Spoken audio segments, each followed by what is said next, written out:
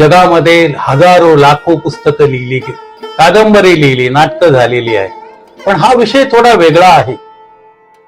याच्यातला जो नायक आहे आकाश नावाचा, अत्यंत इनोसंट आहे, एवढं भावता प्रधान आहे की त्याच्या जीवनामध्ये जे वेगवेगळे प्रसंग आलेले आहेत त्याच्यामुळे त्याचं सर्व जीवन अंतर्बाह्य ढवळून निघालं आहे आणि त्याचं वर्णन या ठिकाणी आहे.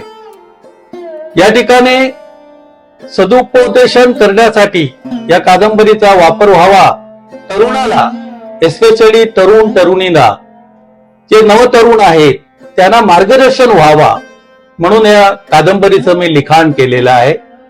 विषय थोडा हटके आहे, आजच्या जमान्याला न पटणारा आहे, पण आमच्या जमान्यामध्ये पटणारा आहे.